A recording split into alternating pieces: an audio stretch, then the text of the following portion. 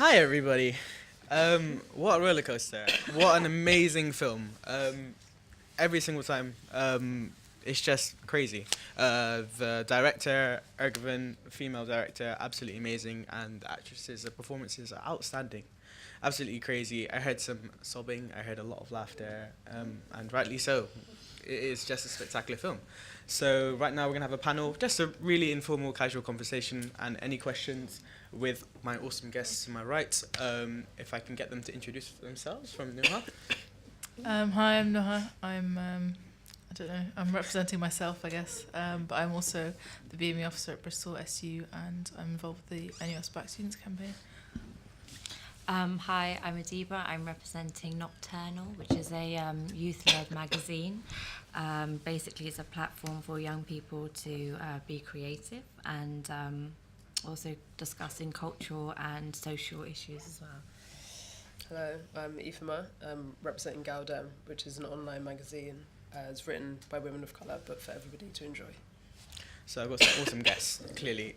Before we get started on the panel, just so you guys can join the conversation, please, if you guys want to tweet pictures and stuff like that, those places right there. And I think we're going to get some live illustrations on the go as well at the same time. Is that happening? Yeah? Cool. Jazz, give us a wave on the paper. Oh, in front of the... Oh, yeah, there we go. So we've got Jazz right at the front. She's going to be drawing the panel as we go along. It's just part of the, part of the curation, and it's going to be really cool. Hopefully, I won't look like a Wookiee from Star Wars. It tends to happen being a small, hairy man. All right, guys. So I'm just going to throw it out there. Whoever wants to take it first, what themes hit you the most? Probably the whole sisterhood bond, whether that was like with the actual sisters or even with the aunts. Watching it the second time round, now seeing how the grandmother, even though she was angry with them at the start, when the uncle came back, she was still trying to protect them from him. So yeah, just the general themes of sisterhood really hit me, and watching it the second time round, I really was picking up more on it. And then seeing like there's scenes where the girls don't even need to talk, they're just content being with each other, they don't need to talk, they don't need to do all of that extra stuff, they're just happy being together as their own little unit. Yeah, there's some really powerful imagery there in terms of the shots when the sisters are all sitting together, and the silence speaks a lot, I guess you can say. There's a lot of intimate shots, and for those who have siblings or really close friends and family and stuff like that, those sort of moments are really important, and that's when most things are said, I guess you can say. Adibah? Oh man, I feel like I need to call my sisters and just be like, I love you guys so much.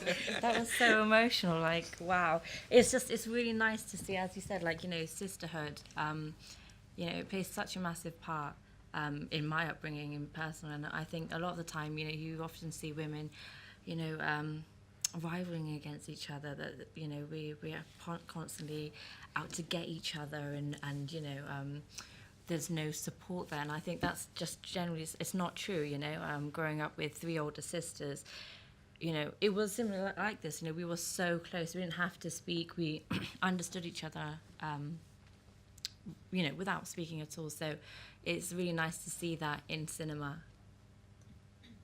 Noha? The patriarchy, it's like this suffocating thing.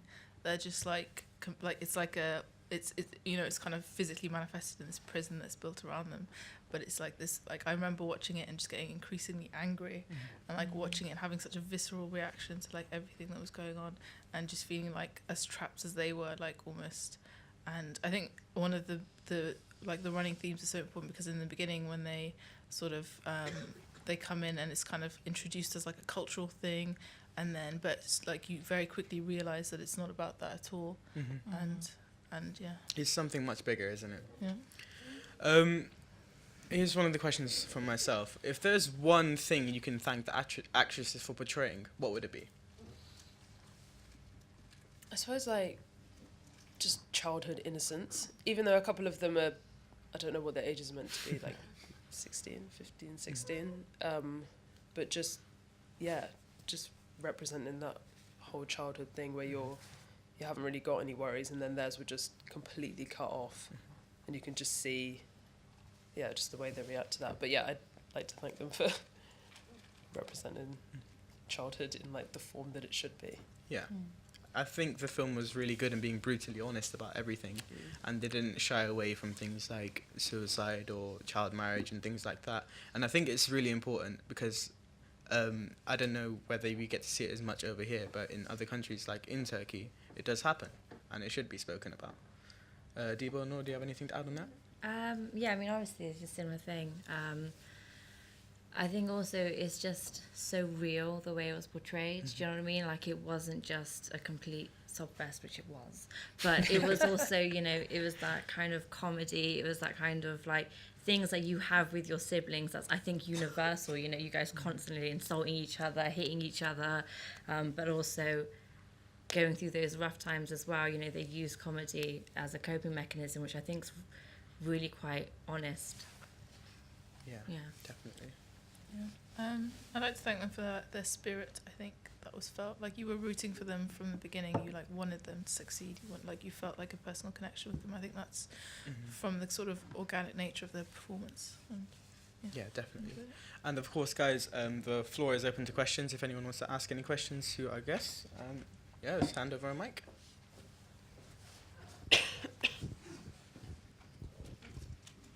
Hi. Noah talked about the patriarchy, like the physical manifestation of the patriarchy as the physical environment of the prison, and all of these increasing suffocating environment. It could be said that Errol, the uncle, is like personification of patriarchy as well. What did you think about the hypocrisy that was alluded to within that? That it was alluded that he was, at very least, molesting his nieces, if not full on, sexually assaulting them. Like, what do you guys think about the hypocrisy there, and how that kind of happens in pretty much every other aspect of patriarchy as well? I think in terms of like physical manifestation, because when you it's revealed that he is a hypocrite and he is doing all this, one of the things that really struck me was when in the beginning, when Mrs. Pellick, I think she is, when she like tells the grandma about the girls on the beach, their reaction to her is very like, they go out and they attack her, and they're like, how can you say this, how can you do that? And their uncle builds a physical prison around them, and they're completely helpless to do anything. I think that was like quite clear, and it was quite that kind of difference, and also in the grandmother's like approach to it, she had no way, like it was almost as if she was using different tools to kind of appease what she could. So she was trying to marry them off to people to get them away from this character who was their uncle, who she still had like less control over. So it was almost as if you were playing within the tools of this patriarchy, the system, to try and get the kind of best deal for within this sort of entrapped space. And I think with the hypocrisy, obviously you kind of see it's injustice all round, but that was it was really like gut-wrenching to see, but it wasn't that surprising, if you see what I mean. It felt a bit like, because in the beginning you're like, oh, the grandma's the villain, she's the one forcing this, but then it becomes a bit clearer, and you start to see the powers at play. So yeah. Definitely. Does anyone else have anything to add on that? Just I think it's really interesting with Eche's character. I'm not too sure what the director was trying to portray when she was like eating a lot of the food, and then when she met the guy in the car and then told him to come to the house. But I interpreted it as she's trying to like go through with all of these ways to stop herself from being married, so like tarnishing her image or like bringing shame to the family, but then still not being able to like fully play through with it because she is trapped. Like, she is still terrified of her uncle. If anybody's read anything by the director about that character specifically, let me know. I think at the same time, like, I can see it as her trying to gain some kind of control around her environment. Do you know what I mean? Like, she's so limited. She's literally in a prison. So, her, with that boy and eating, that she's trying to control the things that she can, in a sense. So I feel like that's probably maybe what she was trying to achieve by that, which I think she's done really well. It's a really interesting perspective. Do we have any other questions? Yeah, right at the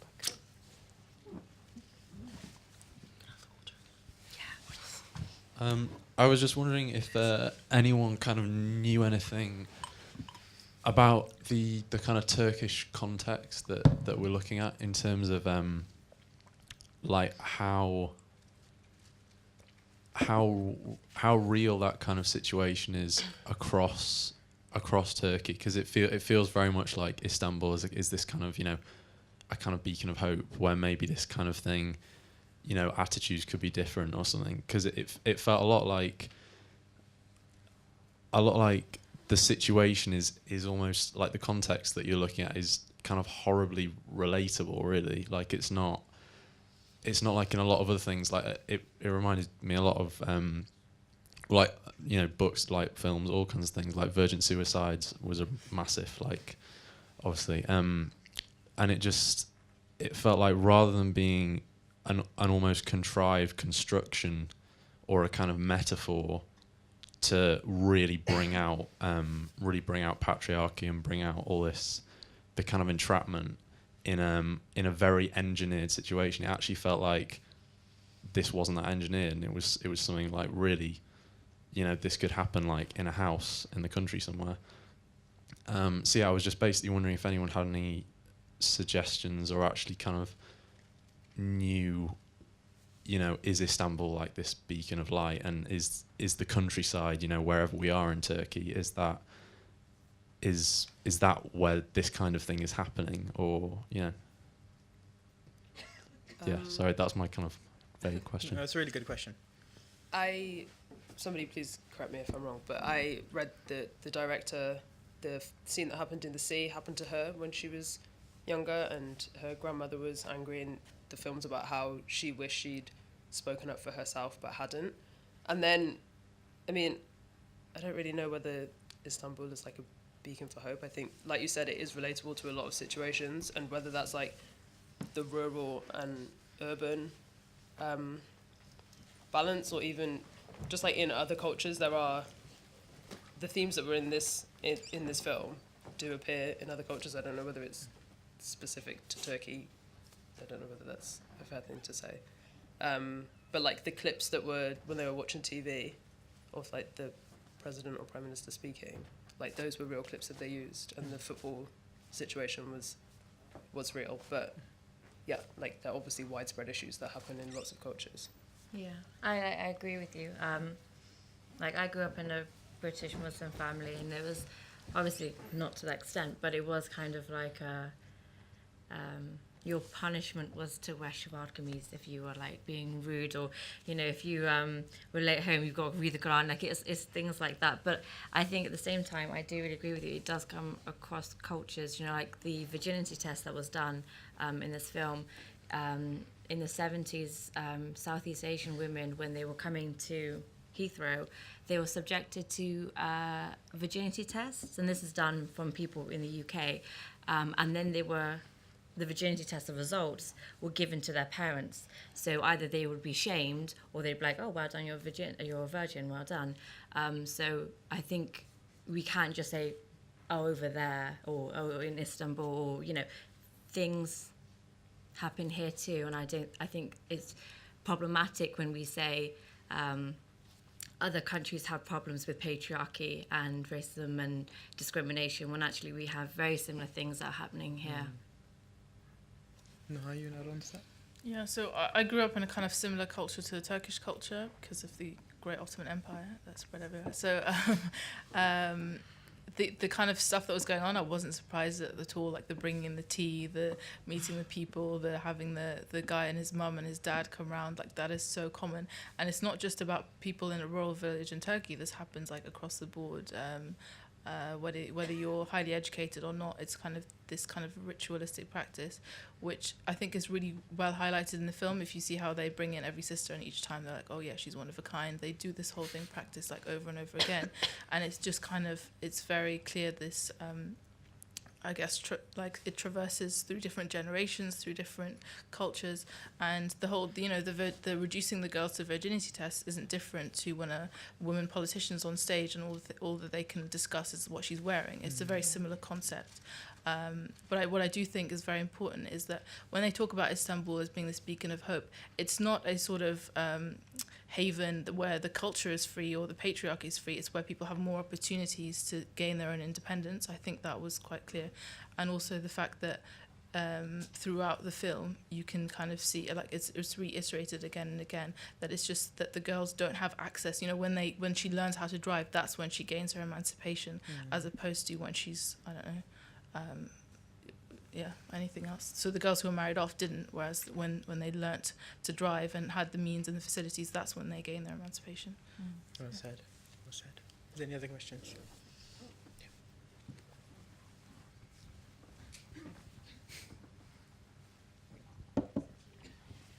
My question is related to what you're saying.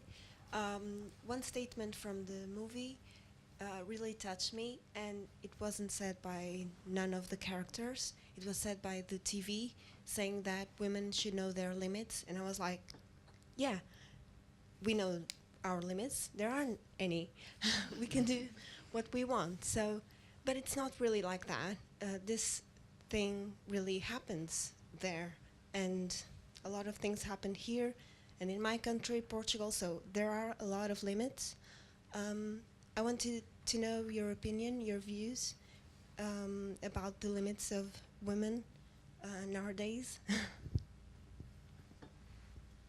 I mean, they suck.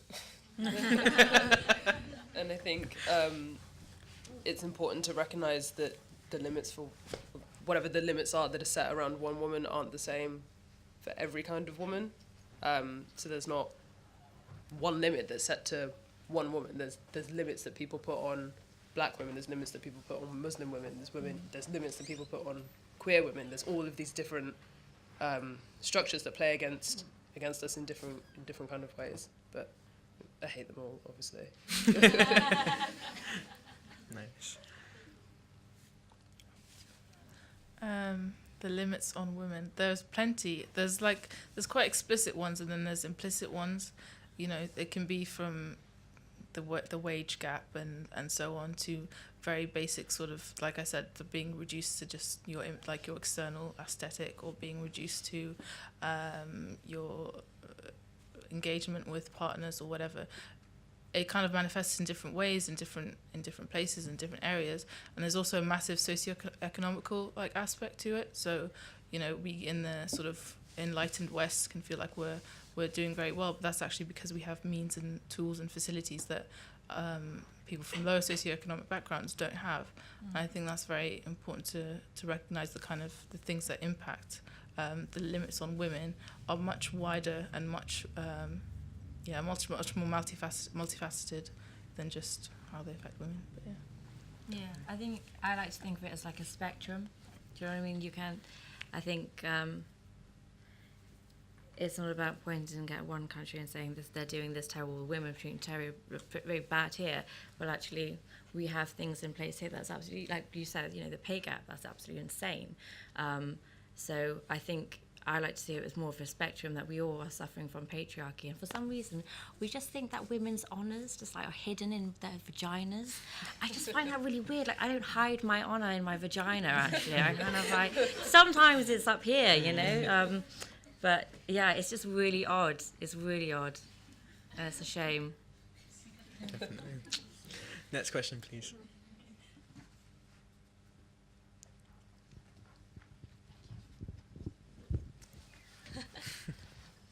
Hi.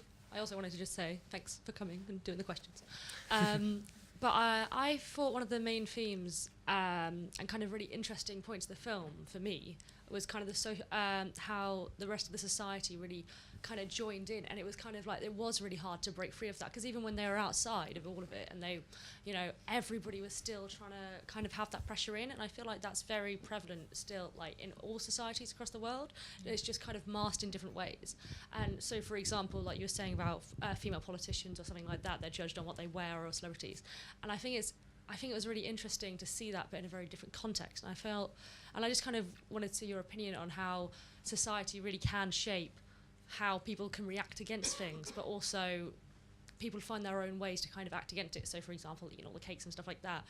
But whereas in our society we feel like we had to break out of that more, there's still that kind of glass ceiling. And I was just wondering what your opinions were on kind of the similarities and differences of all of that. Sorry, I know that was quite an abstract question.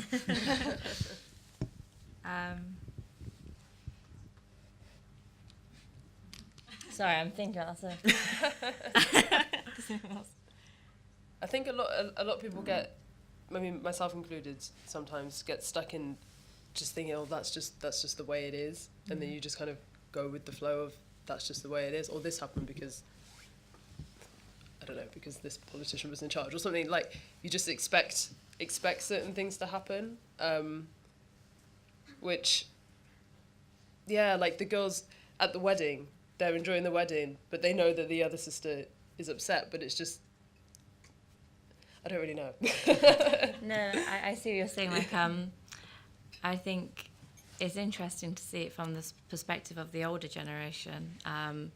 You know, it's, so for example, when we were growing up, like, we were one of the first families in my massive family to be able to have jobs.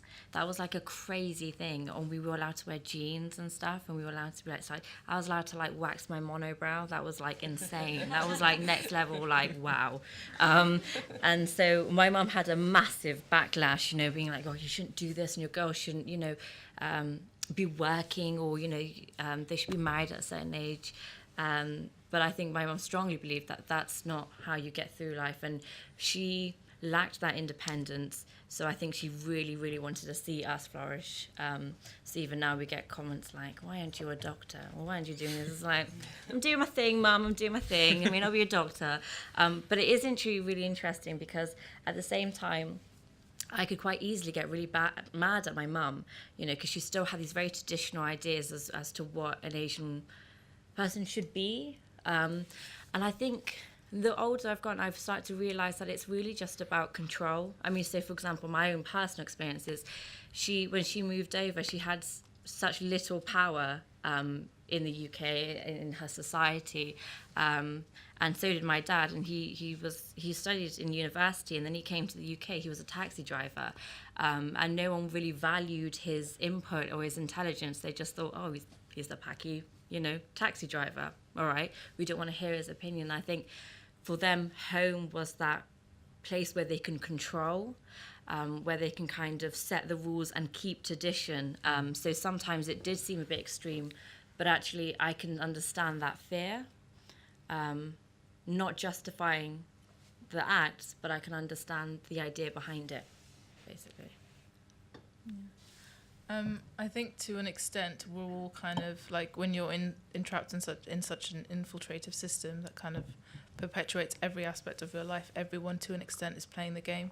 So, you know, the women in when you see it, like people's story being told, you see the women and they're kind of like, oh, your daughter should do this, in the film your daughter should do that, but it's all because they themselves are trying to get a bit higher up on that level where they feel like they are going to fit in better, even though it lacks conviction. So you see when the girls go on to play on the football and they're up on the screen, the women immediately go to destroy any evidence of them being there. So you can see that they're not convinced in what they're doing, and what they want is to protect what they have, which maintains their sort of societal position. And it's all kind of about what prestige and privilege you gain by playing into the tools of whatever system you exist in. So, you know, in order to smash glass ceilings and rebel and so on, I guess that is kind of something that you have to do, because you lack a certain ability to change things if you're still playing within the same system. Yeah, if oh, sorry, no. It's just interesting because patriarchy sets the rules, and then I feel like women reinforce those rules. That was it. You crack on, sorry. If I may jump onto it, I think it's really important for us as a society to sort of go against the grain when we can. You know, like how Lale, if I'm saying her name right, prevented the wedding of her sister Noor, you know, by blocking the doors, or when Sonia, when she rejected the person who her grandmother tried to get an arranged marriage with, and she said, I want to marry the person I love. And I think we all have to be Lales in the situation where we can help those who are in dire need. And like what Adibah was saying, you know, where patriarchy, you know, makes these rules, and then sometimes women reinforce these rules, we have to go against that. And we have to say, if something's wrong, we have to collectively as a people go against something if something is wrong. And we have to make sure this sounds really cheesy, but we become the beacons of hope, rather than it being in Istanbul or it being in London or it being in a different city where we have to have a fresh start. Why would we have to have a fresh start when we can have that here? And I think that's really, really important for us to have each other's backs. That's what I was trying to say.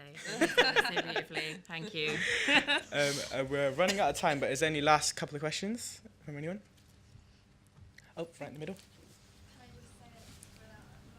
I was wondering, touching on exactly what you were saying about women reinforcing the rules, how do you feel the girls would treat their grandmother having left? Like, how, although we can understand someone's position, how they would feel? Like, do you think they would contact their grandmother when they got to December? Is that to me or? No, Oh, okay. well, yeah, anyone. Well, to predict the behaviour of these fictional characters, I reckon they would. They'd be like, "Hey, Grandma, we're alive." They probably wouldn't call Errol. I don't think. I think they get it. I think to an extent they understand because they go along with it a lot. They do what she wants them to do. They take the cooking classes and the sheet fitting, and they do the chores, and they kind of go along with it. And I think that's because they do have a lot of love and respect for their grandma, and a lot of sympathy and empathy for what she's going through because they understand. So, yeah. Yeah, I do feel like somewhere down the line there would be a letter in the post eventually or a phone call. Yeah. I'd hope so. It would be nice. Fan fiction. And they bring grandma to Istanbul, and it's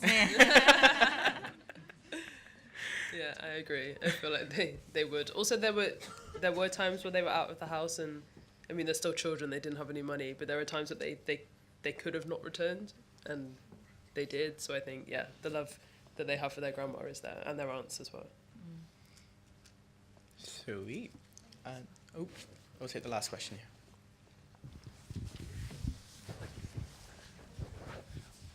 I believe they did contact her because otherwise there would be no way for them to have found out that she did all that to the electrics. That is Nice. Touche. Someone's paying attention. And I believe that's all we have time for, guys. That was Mustang and Conversations About Cinema. Please feel free to join us outside at the bar. 10% off drinks. And thank you, Jazz. That is beautiful. Thank you, everyone. Insane.